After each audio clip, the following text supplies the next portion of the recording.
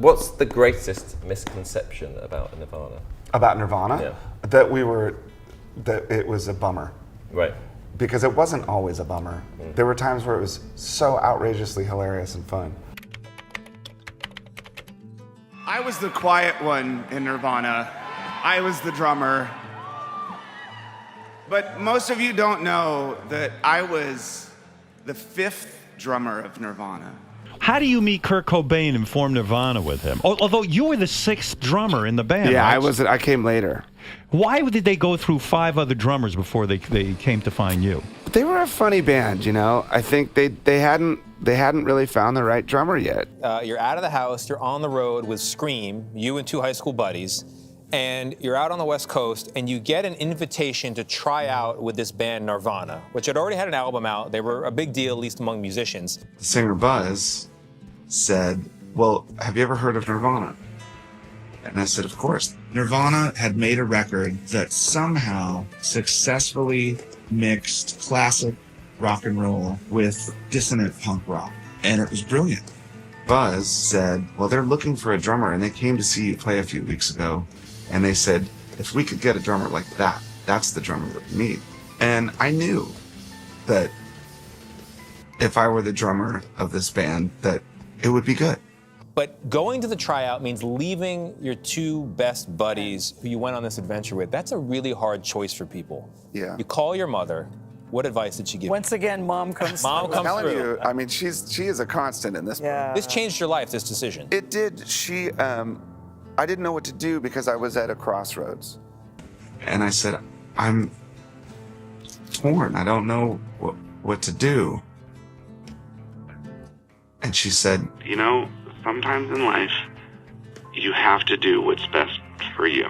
She Western Unioned $120, and I flew up to Seattle, and I never went back. I remember getting off the plane and Chris and Kurt meeting me at baggage claim. It was like having Children of the Corn pick you up from the airport. When I came up to Seattle, Nirvana was doing a show with another drummer. I get there to this Nirvana show, there's about 1,200 people, and maybe 15 of them looked like they were punk rockers. The rest of them were trailer park kids with greasy long hair, wearing clothes that they bought at Fred Meyer or the Salvation Army. They were flannels. It already felt like there was some sort of movement, but it was unintentional. And these people just gathered or were drawn to this thing because it just sounded like they felt. And the energy was different than anything I'd ever seen.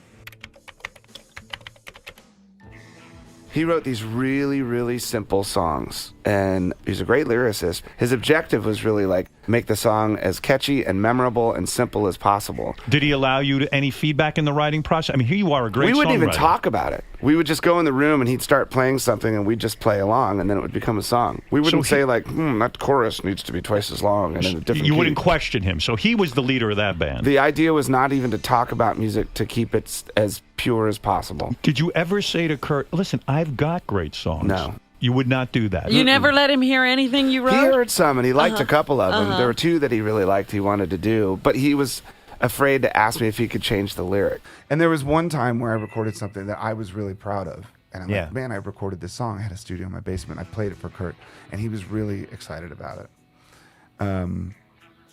And he liked the riff and the melody, but he didn't really like the lyric. And so, but he was sort of, he didn't want to ask if he could change the lyric because he didn't want to, like offend me or something. Which of course I would have said like, fuck, dude. Yeah, do your thing, Fuck man. it, do your thing. It'll be great. But then we didn't do anything with them because Kurt's songs were always better. So it was like, he liked them. He liked a few of them. Some of them he didn't really like. He liked some of them, and But it's difficult because when you're in a band with someone like Kurt, he's such a great songwriter that you don't want to pollute anything. You're like, okay, well everything's going really well, But were you insecure and you said, hey, he's a good front man, I'll just be the drummer? And I'm not going to. He was I'm an not amazing songwriter, you know. And you never wrote He any. just made it look so easy. No, I wrote songs, but they weren't as good. Really? Yeah. Well, I don't know. I hear your I mean, it songs was now. he made it look so easy that it was just. Well, maybe he learned a lot while he was there. I did actually, because we lived with each other for a while, and it was just like he would write songs that were so simple. One of Kurt's amazing abilities was not just that he was a great lyricist, but he had a really specific kind of signature melodic turn of phrase. So he always braided really two simple lines together, I think, in a way that was almost unpredictable. And he would go from like maybe a gentle voice to a scream, or maybe a minor key to a major, but he would do it in this way that was like really beautifully patterned, which I always thought was really cool and really simple. Ultimately, at most everything that he did.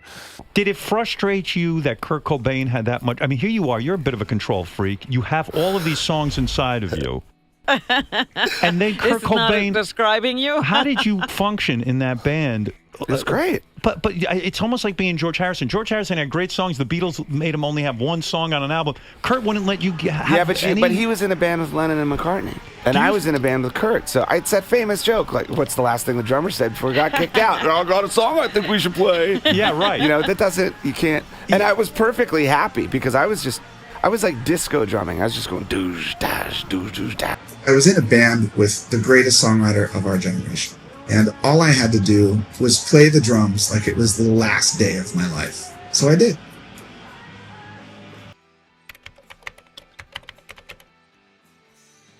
When most people think about Nirvana, they think about a video or a song on the radio. But to me, it was a really personal experience with some friends that went from sleeping on floors to then being the #1 band on the charts. It's really early in the morning. I think it's about 8:30 or something, or 9. And I haven't been asleep yet. Kurt and I wouldn't go to sleep until 9 o'clock in the morning as the sun was coming up. We'd wake up at 4 in the afternoon as it was going down. In this tiny little apartment where I slept on a couch that's half as long as me, with turtles in this aquarium that Kurt had built.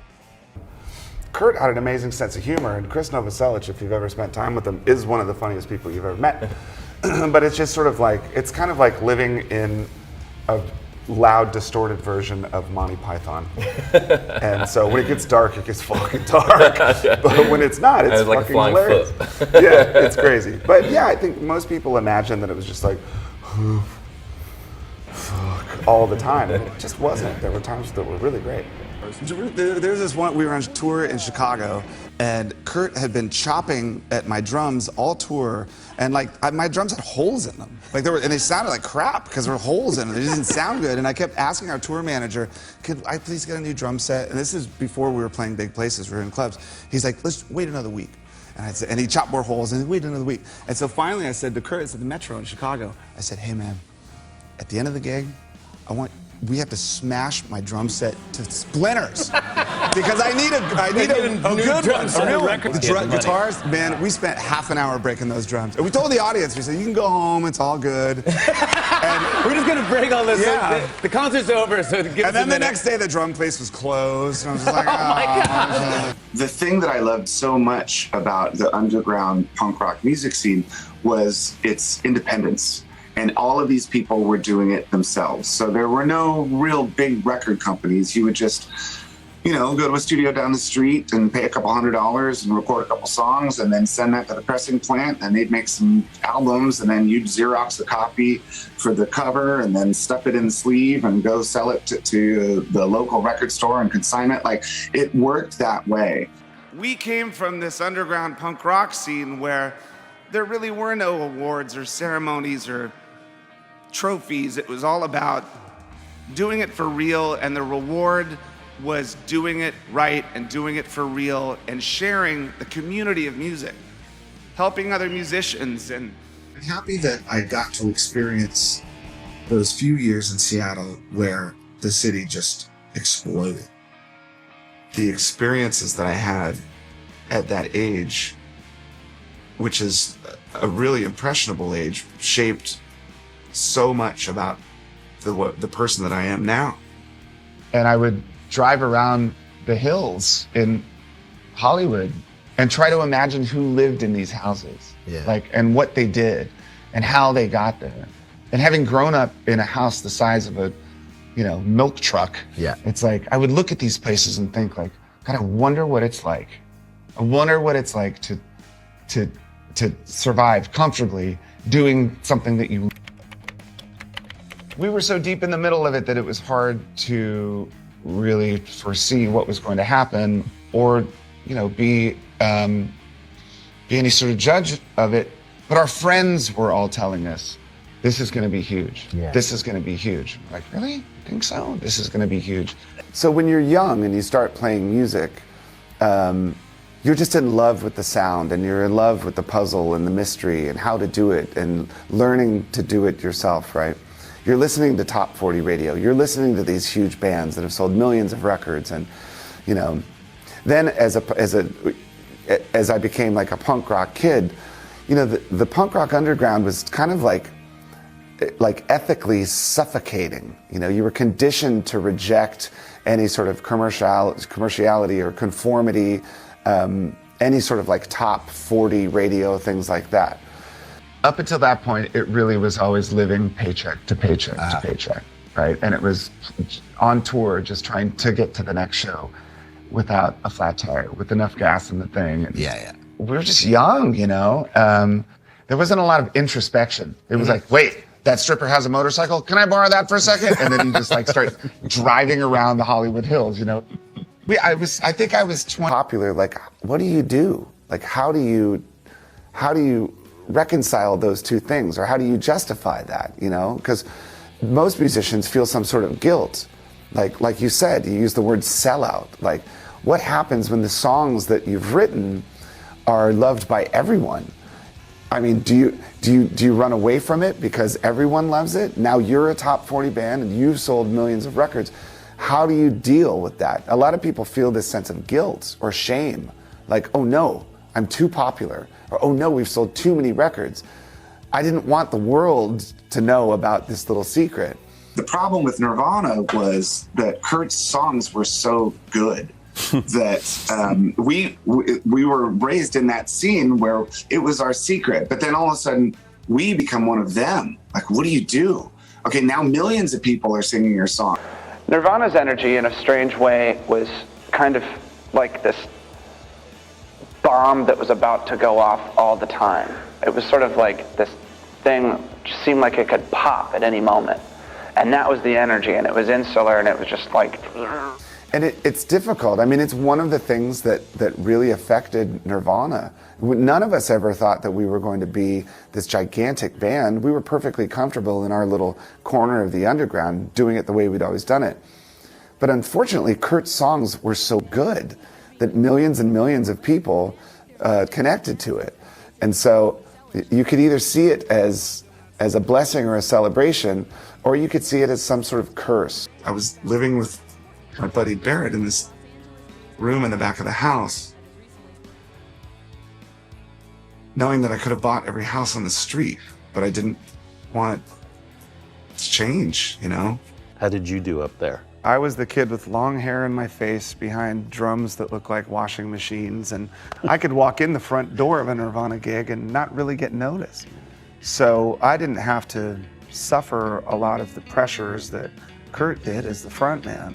When I was in Nirvana, I was the drummer, and I don't even think you could see my face. I had so much hair as I was pounding the drums. Like, I was practically anonymous in that band. I could almost walk through the front door of a gig and not be recognized. I didn't have to bear the weight of the responsibility of being, the front person of the band, which was difficult on Kurt, especially when you're sort of rising out of that underground scene and becoming one of the biggest bands in the world.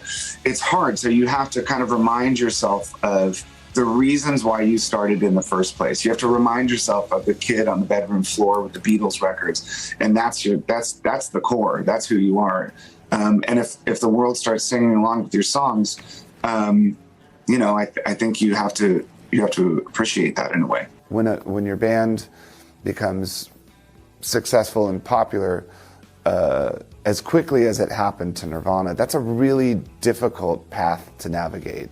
And there's no specific skills or skill set or tools to deal with something like that. You have to really kind of hold on and hope that you make it through. I mean, still to this day, whenever I see a new artist that's young that blows up and becomes gigantic overnight, I kind of get worried for him. I don't think anybody's cut out for it. One of the pioneers behind the sound known as grunge is gone. Kurt Cobain, the lead singer of the enormously popular rock band Nirvana, is dead. The lead singer of Nirvana, one of the world's most popular rock bands, has been found dead at his home in Seattle. Kurt Cobain's body was found inside a garage apartment adjacent to his Seattle home. Police said Kurt Cobain had apparently shot himself and a suicide note was found nearby. Police found what is said to be a suicide note at the scene, but have not yet divulged its contents. Cobain, who was 27, had reportedly been missing for about 6 days, according to his mother.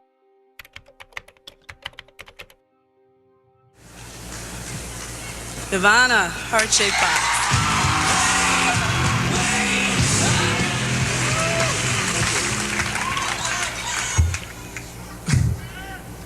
Well, I'm not the most vocal person in the world, but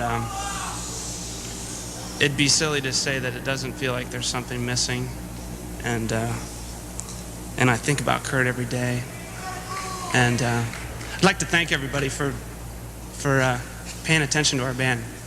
Thanks. Does it ever talk about it at all? Yeah. Well, I mean,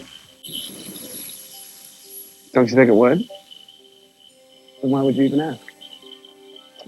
Passing. Yeah. Maybe enough time has passed. Well, no, it's, I don't know. I don't talk about it to people I don't really know. So there's got to be a line drawn between your personal life and this, you know, this is all fun, being in a rock band and being on TV, it's cool and everything, but usually every journalist's job is to get the scoop. Every journalist wants the scoop, every journalist wants to get the quote, and usually they don't have any respect for the person that they're interviewing. It's a very selfish thing. Like, I'm here to pull as much garbage out of this person as I can to make my piece the thing that everyone reads and sees. So, yeah, of course. I mean, still to this day, people ask me questions that they know I'm not about to answer, but still, they'll slip it in here and there, and then ask me why. Like, why won't you talk about it? It's none of your business. It's none of your fucking business. Give me a break. It's so stupid. It's like, say your mom died, okay, and I met you for 5 minutes, and I started asking, well, God, how did you feel after your mother died? And then I go tell everybody. It's absolutely appalling. I think it's just disgusting. So, how does anyone know?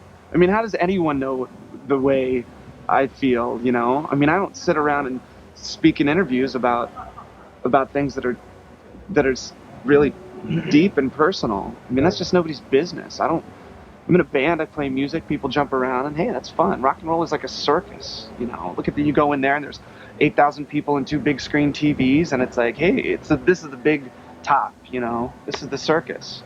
Has nothing, to me, it's totally separate. From when I go home, I have a wife, I have a nice, comfortable living, and it's nice. I mean, I live a really normal life. I don't live this glamorous rock and roll thing, and I like to separate the two. I mean, who tells you your lead singer's gone? I mean, how do you find that out? I think maybe it was on the news or something weird. I don't know. I don't remember. Like exactly the news, like you didn't get a call, you just heard it. I think it happened, and then it just all happened, like, and the phone's off the hook, and people are calling this and that. Yeah. And what do you do that day? You just go into shock. I mean, you can't everybody go back got together. Everybody went over to Chris Novoselic's house and, hung out because you were there comforting one another. Yeah. It was just such a weird time, and we were kids. I was like 25 years old or something like that. Yeah. So it was strange, and I couldn't listen to music. I couldn't listen to Nirvana. Just lost. I went through a really dark period where I couldn't really even listen to the radio because it broke my heart just to hear music. Incredible experience while I was there. And then probably the most devastating time of my life. After Kurt died, I couldn't even listen to music for months. No radio, no TV, nothing. I just couldn't stand the sound of music. I was scared of music. I was numb and lost. And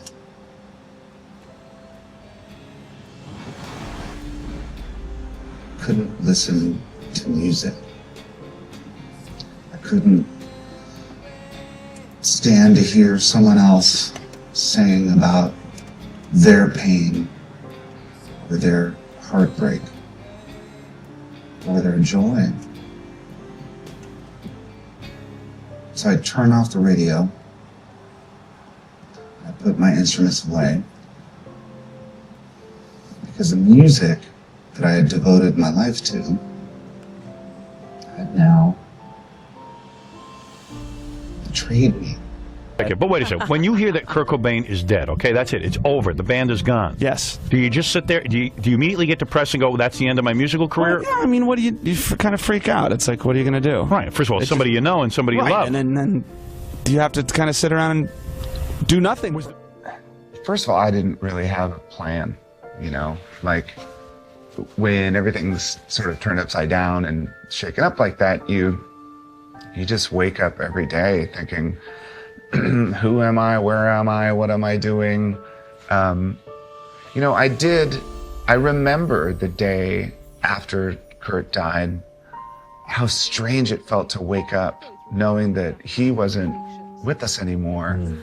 And that, like, I had another day, you know, like, okay, so what am I going to do with today? Right.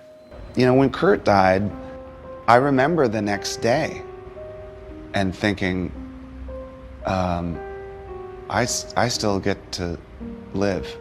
So I'm gonna live every day like it's my last one. Even if it's the worst day, I'm gonna try to appreciate it. And I still feel that way.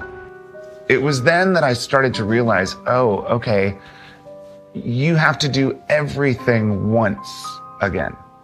Meaning, okay, I'm going to make a pot of coffee, and this is my first pot of coffee since Kurt's gone. I have to go upstairs and get dressed. This is the first thing I'll wear since Kurt has been gone. And it goes like that. Was it all good with Kurt? I mean, were you on good terms? Things got weird towards the end. So did that make you feel even weirder about his death? Were you sort of estranged? Yeah, I mean, everybody sort of was. I think at that point it had sort of split off, and it just got really weird. I didn't know that. Yeah, well, I mean, I don't know if anybody really does, but it had gotten to the point where he wasn't talking to you. Well, they were just, you know, I don't do drugs. Right. I haven't done drugs since I was a kid. Right. 20 years old, I think, is when I stopped. And so, you know, there were drugs around, and there was like the people who did the drugs, and then there were people that didn't do the drugs. And I didn't do the drugs. And so I was just out of that world, you know. And if you're in it, you're in it. If you're not, you're out. So in the last couple of months, you hadn't even been in touch with Kurt. No, we had. Right. And but were you close to breaking up the band anyway? Do you think you guys would have broken up because Kurt was going his own way? I think at that point it was important that we take a break. I think everybody felt that way. It was like time to take a break. There are all these rumors about Courtney Love. Have you read this stuff? No. I just read it. I went on researching you yesterday. You know, I wanted to see if I could find out stuff about you. And all it was like, hey, Courtney Love killed Kurt. Oh, that's been going on for a while. Right. And even this movie that they put out about Kurt Cobain's life and Nirvana and all this stuff, in it they implied, I guess, that well, Courtney... there was this public investigator. No, I'm sorry, a private investigator. Right. That went out and I guess started this theory. You know, just kind of like a... Totally slanderous. Conspiracy theory. Totally slanderous. Yeah, it's kind of, I mean, it's weird. I mean, I don't really pay attention to that stuff because it's too much of a headache. Right, and you never felt that any of that was true. No, I mean, it's just, you know. You like Courtney. We get along. I haven't talked to her in ages. I could never understand how Kurt was married to her. Never. She seemed way too, like she put too much pressure on him or something. Like she was a handful. A handful, she not a stable force in his life. That was just, I mean, I'm an outside observer. I don't know anything. See, I'm a very mellow person, so I stick to the mellow side of things. See, you would have to be mellow. I'm still processing Kurt's death, you know, because I have to explain it to my kids who love Nirvana. Because for the longest time, you know, I would try to process and talk about it with friends and family and things like that. I knew what people wanted me to write. I knew what Nirvana fans wanted me to write. I knew what people might expect me to write. And I didn't want to write that. I thought, okay, maybe I'm just going to write about, you know, to try to explain a much more broad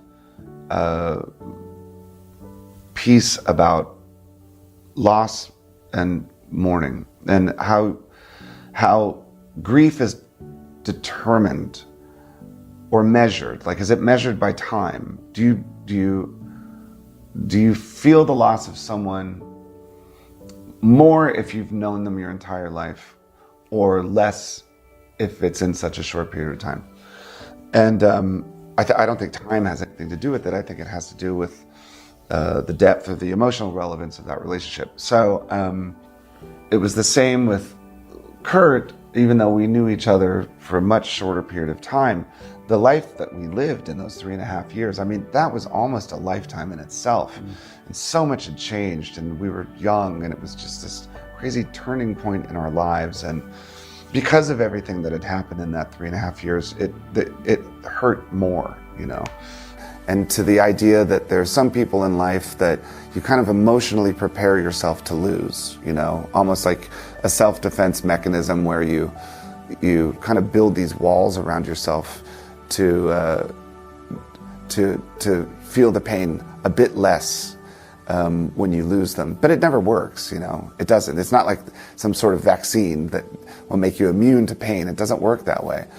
So, you know, it was difficult to go back and reflect on everything that had happened, but it felt good to be able to put it on paper because I was working through these things as I was writing them, you know. That I've talked to people close to me about these moments in my life, but not really too much, not deeply in public.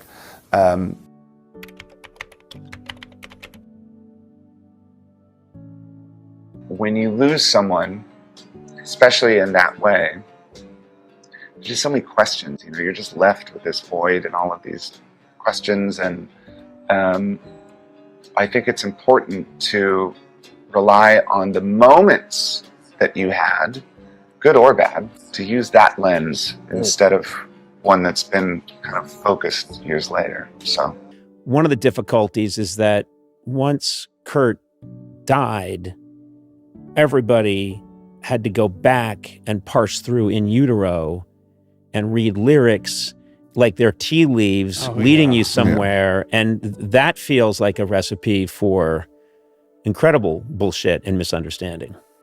I still to this day, if I listen to that record, I'll find things or I'll feel things that I didn't necessarily feel 25 years ago. Not just in light of everything that had happened, but of course that, you know, everything that did happen can, you know, kind of screw the lens a little bit or distort maybe what it felt like before and what it feels like now.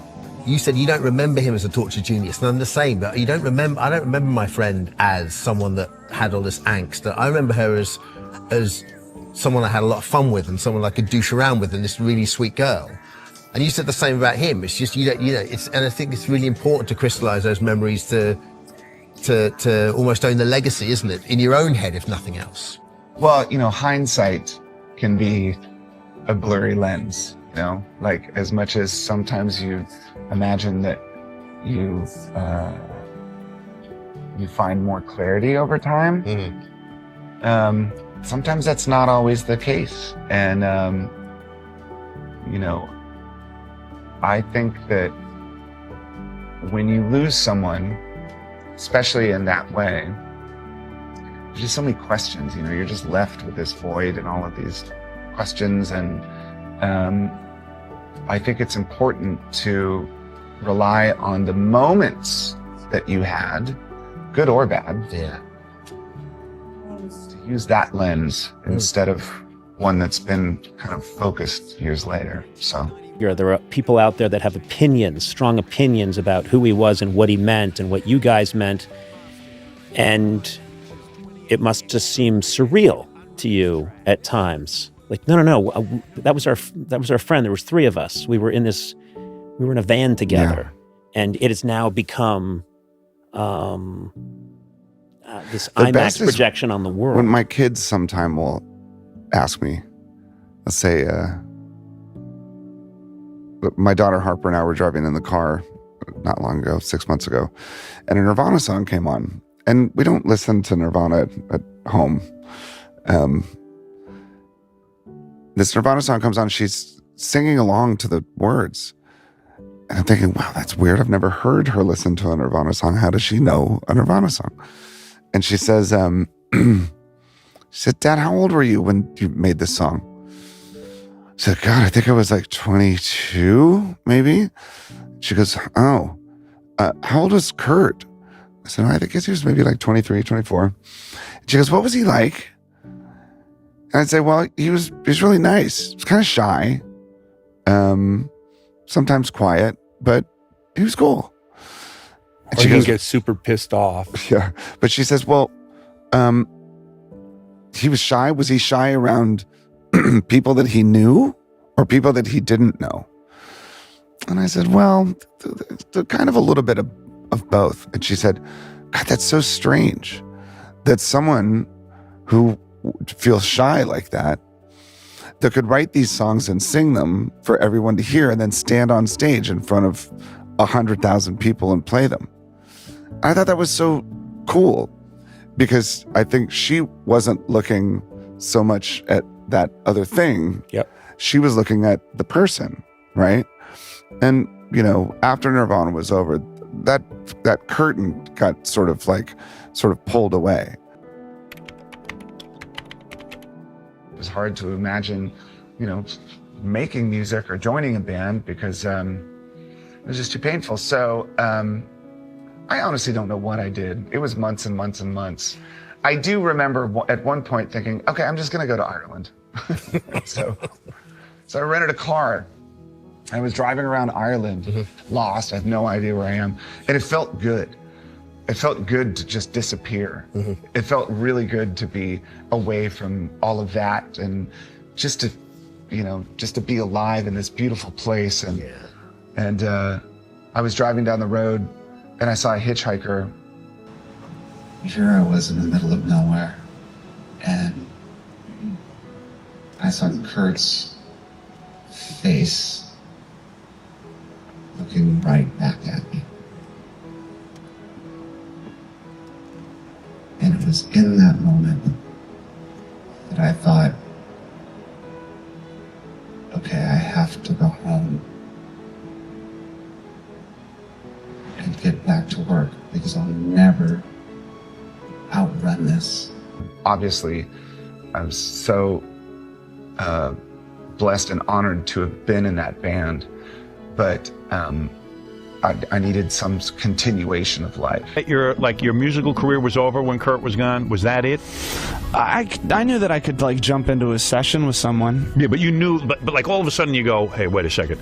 All right, Kurt's gone. He's the whole force behind this band and all that other thing. That's what everybody And you assumed. guys were huge. Yeah, well, that's also the thing. It's after you go through something like that, what do you want to do it again? The entire time that Nirvana was out making records and playing shows and stuff, I would come home from tours and just write songs in my bedroom and record them in my basement. So when Nirvana ended, at first I didn't want to do anything, of course. I didn't want to join a band. I didn't want to listen to the radio, play music. And then eventually I realized, wait, I'm 25 years old. My life is not over. So I need to celebrate every day because I'm lucky to be alive. So I thought, all right, I'm going to pick sort of 12 or 13 of my favorite songs that I've ever recorded and take them to the studio right down the street. So instead of having 15 minutes to make a song, I booked 6 days, which to me was like making the White House. That was like forever in a studio. I just went down, we made a bunch of coffee, and I just started blasting through songs. First take on the drums, run in, put a couple of guitars over it, put the bass on it. Next song, first take on the drums. It just, I was, because I didn't think it was going to be like a record. It was more just like fun, you know? I went to the cassette place down the street and said, could you make 100 of these? And made a little card to go in it. Yeah. And I just started giving it out to people. And I called it Foo Fighters because I wanted people to think it was a group. But no, it's weird. Like, you know, when we started, when we started, it wasn't even a band. It was just a demo tape I made by myself. Yeah. I played all the instruments. I did it in 5 days. I thought it was really fun. Nirvana was over. I didn't have anything to do. I was depressed. And I thought, you know what? Fuck that. I'm going to just go to the studio and record some shit by myself. Recorded it. I made 100 cassettes. I made a little cover for the cassette. I called it Foo Fighters because I didn't want people to think it was me. I wanted it to be like, oh, this new band is really cool, when really it was just one person. Anna broke up. I figured, well, okay, that's it. It's over. Won't hear from those guys again. Won't hear from those guys again. I just figured, well, you know, because it was all... Either. I mean, I didn't think... The whole idea with this Foo Fighters stuff was that I just recorded it down the street. Well, what was it while you were in Nirvana? Well, no, I was living with a guy. We had a studio in the basement. Right. We had an 8-track in the basement, and whenever I'd come up with an idea, you can... Because if you do it you can record stuff by yourself. We thought it was... Do the drums first, and as you're recording the drums, you sort of hum along in your head the song. But wait a second. Did you believe that you couldn't make it on your own or something as a front man? I just didn't... I mean... And there was never any thought that you were going to do, Dave, as kind of a solo project. No. It was always going to be a band. No. I mean, yes, it was always going to be a band, but I couldn't. I'd just be the biggest buffoon if I was a solo artist. It would just be the most ridiculous thing you'd ever seen in your life. But it was also tough, too, because, you know, one of the things about starting this band was it was time to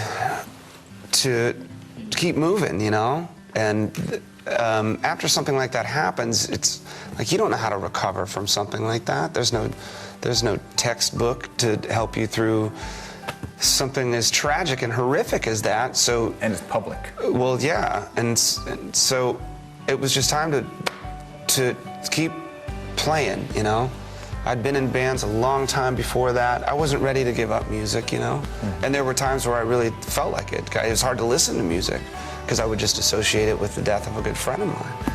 It wasn't just like starting a band. It wasn't just like putting some guys together with instruments. It was a bit more emotionally, it was a bit more emotional than that. It was a continuation of life. You know, Pat and I had been in Nirvana. Our drummer William and our bass player Nate had been in a band that had ended prematurely, and so we were young and we were not finished playing music. But more than that, we just needed something to look forward to. We needed something to like get us through life. And if you think of it that way, then every day you wake up and you really appreciate that you have this. I feel so fortunate that I'm alive and that I'm in the Foo Fighters and I get to share this with all of my friends. The impetus, like, to create some stuff was not stemming at all from Kurt's death, but it was actually stemming from the fact that Nirvana broke up. It was just to keep going, isn't that it? Well, it's just that I'd been in bands since I was 14 years old, and it was what I loved doing. It's what I'd done all my life, and I love to write music. I love to perform. I love to go on tour for a certain amount of time, and so it was just basically just missing the life that I'd lived for 10 years, and then all of a sudden you're sitting at home with absolutely nothing to do until you just get off your ass and do something, you know? So there's that, but then also, you know, I wanted us to be a band, you know? When they first found out that we had started this new band, they immediately wanted to do interviews. I'm like, there's nothing to fucking talk about yet, you know? Like, we've only practiced 6 times, and, you know, I don't have any funny, like, what's the craziest shit happened on tour stories. So it was like, let us be a band for a while, you know? But when you have a band of 4 people, I think they should be considered a unit. It shouldn't be the 3 guys with this one person out in front. I don't believe in that, really, at all. I don't. And I had my ass sitting in a drum stool for 10 years, you know, and now I get to stand up. Well, like, were you worried about the fact that, like, I mean, you were seen as a drummer and you suddenly had to go out front? I mean, was it scary? It still is. It's horrifying. Have you ever done it? No. It's so... I've never drummed. Terrible. Well, drumming is all right because you can sort of hide behind these big tubs and head down and just... But when you have nothing but this little microphone stand in front of you, I'm almost skinny enough that I can hide behind it, but there's and everybody looks at you like, okay, let's see some charisma. I want some humor. I want some banter in between songs, and it's really scary. I think that in Nirvana I had a lot of freedom because I was just the drummer, and I could just go completely crazy back behind everything, and it made it better. In this band I have to sort of have some level of restraint or control, and I take this very seriously. Like, I take the music that we make very, very seriously. As much as when we play, we sort of seem like we're just goofing around. I love playing, and I had my ass sitting in a drum stool for 10 years, and now I get to stand up. So damn right I'm gonna jump around as much as I can, I mean, we're no symposium, don't get me wrong. Okay, well then, was there any resentment from people at all, thinking like, wait a minute, I think so, but no one ever had the balls to come to my face and say, you know what, you're a real bastard for just getting up and starting another band. Like, you're supposed to be this brooding, we never want to see your face again, except for those old live photos where they're all black and white and blurry, and You were going to be in a band that was going to get more attention than your average band who were only around for a month. This is true. Right. And we realized that, like, we knew that, that people were going to want to talk to us, and people were going to give us this special attention because of the bands that we had been in or whatever. But there was nothing we could do. There's not, and of course I feel fortunate that I'm able to sit and do an interview that people are going to watch. I'd be a fool to think, God damn it, this is such a drag that everybody comes to see our band play. I'd be a liar if I said that. Yeah, because the greatest thing about this band is that it's a new band, and we're looking towards the future, and it's nice because we have so many things to look forward to. And most of the interviews I do, people just ask about Nirvana. So it's like, I'm trying to look towards the future, and I'm trying to move ahead, but people always pull me back, So that's the hardest thing, and mainly it's in interviews, where people will ask one question about the Foo Fighters, and then Nirvana, and then they ask all these Nirvana questions, and it's like, Nirvana was fun, and it was great, but it's gone, and so this is what I'm trying to focus on. Being in Nirvana was great, and I had a lot of fun, and it was the best thing that ever happened in my life. But it's over, and Nirvana, to a lot of people, Nirvana was this thing, I don't even know. To me, it was a band with two friends of mine. To other people, it was this important voice of this lost generation. And to me, it was just, a couple people having a good time on stage. I didn't talk about Nirvana for the first, 2 or 3 years of being a band for lots of reasons. One, the biggest reason is that, a good friend of mine died, and I didn't just want to go and talk about it to everybody because I was still trying to work that out on my own, And did you talk to your band about it? Could you guys Yeah, well, it's not something. A friend, not just a bandmate at that point, right? Yeah. You have a song on here called "Let It Die," right? Yeah, but see, that's the thing. Is it about that? Or? Well, here's the deal: is that for the longest time, I wouldn't talk about it, and then I started talking about it a little bit, and now I'm open to talking about it, whatever you need to know within limits. Mm-hmm. But then, for the longest time, I wouldn't write lyrics that I thought people would associate with something like that. Sort of had this distaste for artists who sort of market their emotions or turn their emotions into a commodity. I've always thought that was really sort of bizarre, and it, to me, I didn't see, while we were recording this record, I didn't see it as something that was going to end up in the hands of hundreds of thousands of people around the world. The thing is, I write a song called Let It Die, and it's about two people that fall apart. It's about someone that you feel helpless to their to watching them throw it all away, you know? And I write something like that, and I look at it, and I go, God damn it, I'm gonna have to answer that question a Sounds like Kurt and 1,000 Courtney. times. That's what it sounds like in the lyrics. But can you imagine that in my life, how many people I've loved or lost or befriended? I didn't think that at all when I heard I the knew song. when I wrote it, but that's the thing is like I can't keep this conversation from. I can't let this conversation keep me from writing anything. So no, it's not about Kurt and Courtney. I think if Kurt hadn't died, you'd still be in Nirvana and never have written any of your songs that you wrote for Foo Fighters and never have gone out and done it. Like in a way, his death liberated you, in a weird sense, right? I mean, I know that I would still be recording and writing stuff of my own. Everybody in this band goes out and does side projects, right? You know? So when they come back to this, it's the Foo Fighters, and then. But you weren't doing that when you were in Nirvana. You weren't doing side projects. Well, I was, but I just wasn't letting anyone hear it. And people, to this day, look at it and think about what Nirvana meant, and we know the rest of your story. And I think it's natural for fans or people who appreciate these individuals. We don't know them like you, but they wonder, well, what could have been if a few things went different or this person lived on. There's only one question I want to ask about Nirvana, because I really want to talk about the Foo Fighters. But is there any other projects in the work down the road? For what?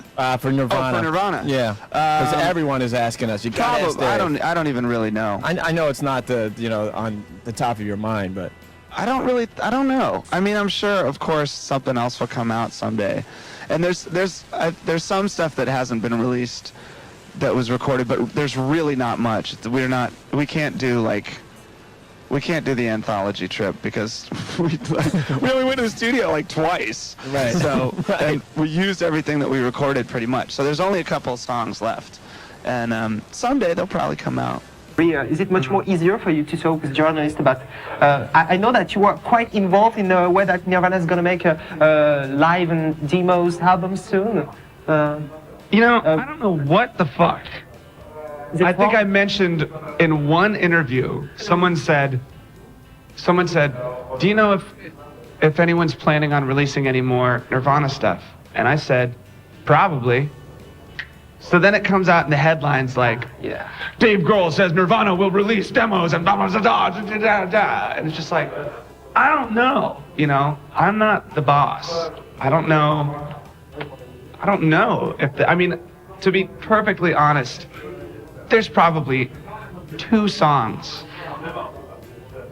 completed songs that no one's ever heard.